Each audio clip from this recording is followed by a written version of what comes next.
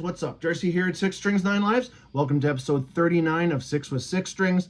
Definitely been a while since I've done an episode in this series, but I was watching a video the other day from a good friend of mine, Alan, over at Let's Talk Metal, and he started a series where he's showing, two bands at a time. So his first episode, 2 bands at a time, showing back-to-back 10 out of 10 perfection, obviously his point of view.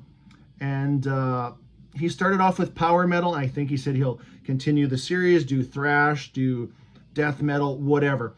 I thought that is an awesome idea, but I'm going to put a bit of a spin on it. I'm just going to show 6 for, the purpose of this episode. I won't focus on just power metal. It's kind of got some thrash in here, traditional, one band that just plays rock and roll. But the big twist here is these 6 bands in between these 2 albums I'm going to show you had some major lineup changes. And if you know the band, you know what happened, and hopefully you'll discover something that you haven't heard before. That's kind of what these episodes are designed for. And of course, to hit the comment section, give me some examples, because I thought I would have, a shitload of examples of what I'm going to show, but it ended up that there was a lot of examples that was the opposite, where a band, didn't transition, for the better, put it that way. So, for example, if I held up Judas Priest's Painkiller, and then we had the In-Between, and then we held up Jugulator, I wouldn't say that is a 10 out of 10 going to a 10 out of 10. Or, Iron Maiden would be another example, or Black Sabbath, what was it? Never Say Die to Heaven and Hell. Was that a seamless transition? Were those both 10 out of 10s? Not really. I mean, it's up to you. They very well could be. And some of the ones I showed today, you could think they're total shit. But let me know in the comments if you can come up with a few examples where a lot went on between these albums. So we're going to start off with my favorite thrash band. And you probably thought maybe this one might be coming, but it was an example that came to me immediately. Now, in 1989, this Thrasher piece came out, The Years of Decay. Again, if you know, you know. This is one of my favorite albums of all time. Favorite Overkill song on here, Playing with Spiders, Skull Crusher. I've said that a million times too. 4-piece, and of course, got Bobby, Dee Dee, and Sid Falk. This is his second of 3 albums that he played on. And then we have Bobby Gustafson, who left the band after this album. And at the time, I was worried. What's going to happen to my favorite thrash band? I think I'd be more worried if that happened in this day and age. But I remember actually being concerned of what was going to happen to Overkill and, the quality of their music. But what came around the corner, and this one, by the way, this one was produced by Terry Date, and the next one is too. But what came around the corner 2 years later was another Thrasher piece, and I was actually extremely happy. So the lineup changes happened. I mean, still got Sid on drums, his third and last album. But out was Bobby Gustafson, and in was Merritt Gant and Rob Canavino. So they went from a 4-piece to a 5-piece. So the first time that they've had brought in 2 guitarists. I don't know what the thinking was, but it worked. Absolutely worked from the second I heard Coma. The production on here, again, I mentioned Terry Date. The thickness of this, the wall of sound with this, fantastic. Crushing thrash metal on here. Tracks that, Nice Day for a Funeral, that's one of my favorite tracks, but there's so many great tracks on here. Thanks for Nothing, the title track, Horoscope, Bare Bones, Blood Money, and again, my favorite track on here, which is Coma. So yeah, major lineup changes, but they managed to weather the storm and put out this album. First time their logo was kind of a fiery red orange instead of its standard green. But there's my first example. Next up, we're going to go with the band that plays rock and roll. Now, I did not honestly get into Overkill, Motorhead, until 1987 on the Rock and Roll album, which to me is a good album, but it's not as good as what I'll show you.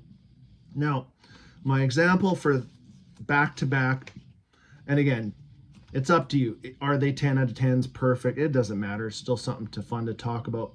But in 1983, we had this lineup of Motorhead with Lemmy, of course, Brian Robertson from, mostly you would know him from Thin Lizzy fame, and then Filthy on drums.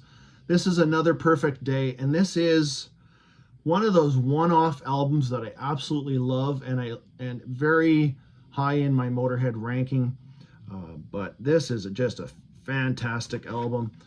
Again, if you know it, you know it. But I'll just mention two of my favorite tracks on here.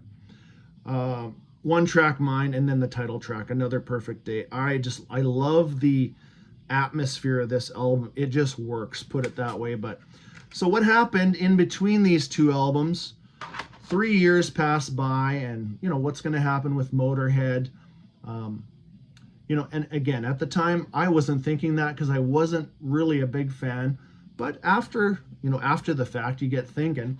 3 years passed by, which in 80 standards was almost an eternity. 3 years was, shit, in between albums. Those were the years where they're knocking out an album, every year. But in 86, they came back with this, 10 out of 10 to me. This is just a fantastic album. This is Orgasmatron.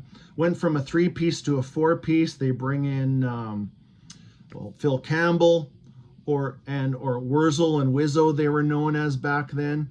So we had Wurzel on guitar too. May he rest in peace. Pete Gill on drums here, took over for Filthy for I think just one album and some stuff on No Remorse, I think, and of course Lemmy. But this album contains my favorite Motorhead song, which is Built for Speed. But I've said it before, there's just nothing weak on this track. I mean, your weakest track on here might be Dr. Rock. I don't know. They're just, the title track to end this album has so much atmosphere. I just absolutely love it. But yeah, there's my next example. So we go from great to great, 10 out of 10, 10 out of 10. Again, that's up to you, totally subjective. Let's switch over to, this is cool because I just read some news that these guys are finishing up possibly a double album. I don't know. Let me know in the comments. But this is actually the album I discovered COC on, and that is Blind. When did this one come out? 1991.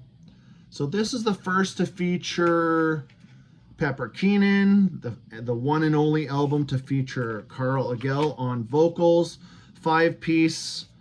Mike Dean was probably, this might be the only album that Mike Dean wasn't on. I think the bass player for this one was Phil Swisher, just for the one album. And again, the introduction to have Pepper Keenan on here. Now, what drew me to this album was the song that Pepper sings, and that is Vote with a Bullet. Absolutely love that song. I love how it starts, and just they distorted Pepper's voice, things like that. But Carl is no slouch on this album either. There is so many great tracks on here. Dance of the Dead, Smiling Painted Face. It's hard to read this, but yeah. Yeah, it's all, look at that, that font is tough to read, but fantastic album. And then Carl leaves the band, then they become a 4-piece, actually, and Mike Dean comes back, takes over for Phil on bass. So, big transition, and Pepper takes over as full-time vocalist on this absolute masterpiece. This is and will probably always be my favorite Corrosion of Conformity album. Deliverance, one of my favorite tracks that of all time is Clean My Wounds. Just top to bottom, I mean, Shake Like You, Heaven's Not Overflowing, or Broken Man. I mean, what a track that is too. So yeah, they go, and if you never heard Blind, this is fantastic. Like I said, Carl does a killer job on the vocals, but to me, this was a seamless transition, and I don't know if I touched on a bit of a sound change, because from the inception of COC, they really, you know, evolved into different things. And even after Pepper left for the first time, they went back to some of their older roots. And now Pepper's back in the band, and now they're kind of back to some of this kind of stuff. So I'm definitely looking forward to a new one from COC. So there's that one. Let's switch over to another, well, more power metal than thrash, but I always insist that there is hints of thrash in this band's first two albums. But here is Metal Church the Dark from 1986. This lineup, I fortunately got to see these guys open for Metallica in December of 1986 on the Master of Puppets tour with Kurt, still in the band. Well, he's always been in the band, but actually performing live. And then David Wayne, may he rest in peace. And then we got Kurt Arrington, may he rest in peace. David Wells, Duke Erickson. But just a killer album. And I actually owned this album before I got to see them live, which was even cooler because I knew a lot of the tracks. So the transition here is from this just killer album, and another 3 years passed by. I mean, again, I'll touch on that. That's an eternity back in the 80s. But Kurt Vanderhoof steps back from the band. He's still at the helm. He's behind the scenes. But in comes Mike Howe to take over on vocals. And they bring in John Marshall on guitar. And they put out this even more polished, more power, US power metal sound with Blessing in Disguise. And this one kicks you right from the start. Fake Healer is just, again, up there with some of my favorite songs of all time. Mike's range is phenomenal. He does a good job live with doing the David Wayne stuff too. But so many great tracks on here. Badlands, where is it? Anthem to the Estranged, Cannot Tell a Lie. I mean, yeah, and again, Fake Healer. So great transition from that album to this album. And some more in Metal Church news. I'm sure you guys have checked out the new track with the new lineup, which was a semi-surprise for me. I wasn't quite expecting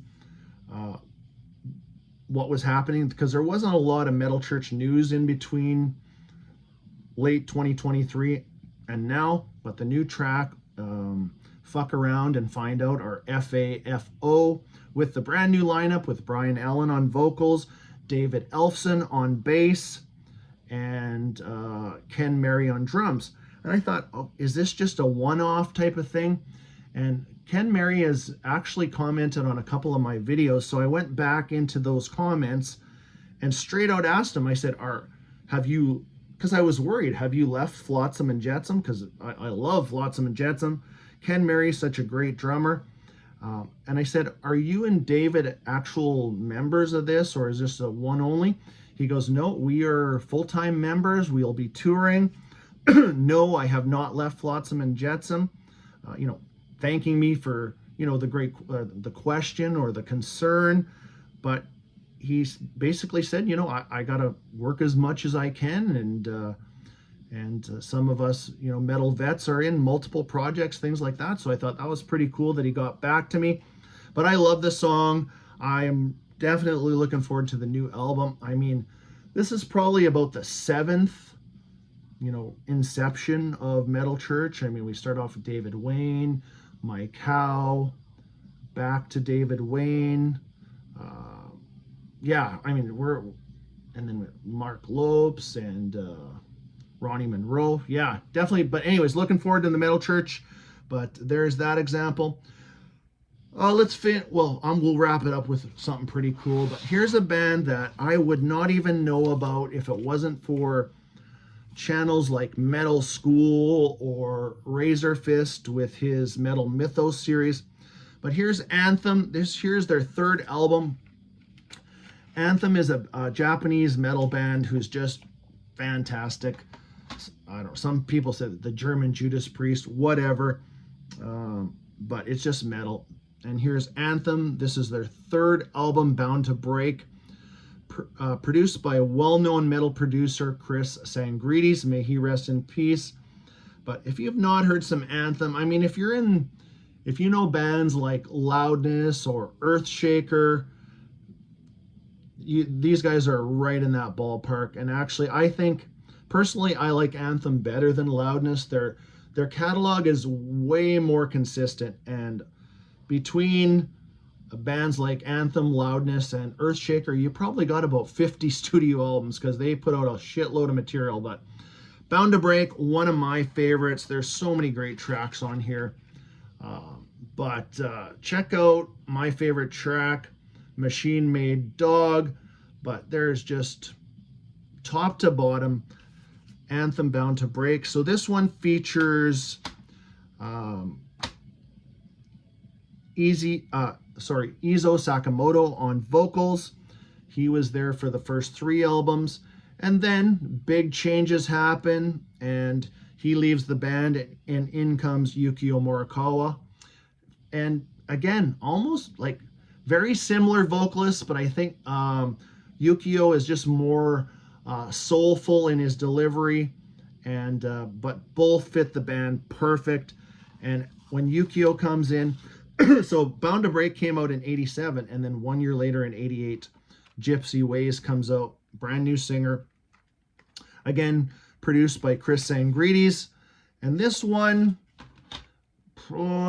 commercial wise, maybe a little bit more commercial sounding, but it's just straight up metal. But this is just such a good album. This one features what's the song? So hard to read this, but this album has one of their, I think only their second song that they ever sang fully in English, because most of these songs are a mixture of English and Japanese lyrics, which works for me. I totally don't care. I don't need to know every little thing anybody's saying. And to be honest with you, some of the Japanese lyrics just fit the music better, if you know what I mean. But check out tracks like, what do we got? Gypsy Ways. My favorite tracks on here, though, Night Stalker and Shout It Out. Just fantastic. So from one singer to the next, 2 fantastic albums from a great band that hopefully from, a video like this, you get into Anthem. They have probably in the neighborhood of 18 to 20 studio albums. Their last one came out in 2023 called Crimson and Jet Black. Looking forward to, hopefully they got a new one coming out in 2026. That would be cool. We're going to wrap this one up with one of the coolest lineup changes that worked for me. It worked for everybody. But Helloween, Walls of Jericho, my personal favorite Helloween album. For me, this was just metal perfection. And at the time, it was something like, I've never heard something so cool with, Ride the Sky, which is way up there with my all-time favorite metal songs. That's one of those tracks I could listen to daily and not get sick of it. Love it. Phantoms of Death. Where are we? Reptile. Metal Invaders. I mean, just the whole thing with Kai on vocals. So the big transition, this one. This one is pretty damn obvious. We go from that 10 out of 10 to this 10 out of 10. And holding up these 2 albums, I mean, this is probably your favorite. That's my favorite, vice versa. And you know what came in 88 too. So that was 85 with Walls of Jericho, and then 87 with Keeper of the Seven Keys. And they bring in Michael on vocals, and they never looked back. Well, I shouldn't say they never looked back. They had way more multiple lineup changes down the road, things like that. But this is where power metal in my brain was invented. This is where it really started. Whereas Walls of Jericho was more of a speed metal album. But what a great transition this was. And I am glad it happened. They're just both killer albums. But there's 6 examples of bands that went through a lot in between 10 out of 10s. So let me know in the comments if you can think of any bands that, you know, did something similar to these ones. Throw them down in the comments. Like, I always like to talk to you guys, chat with you guys too. But hope you enjoyed this one. Until next time, stay heavy.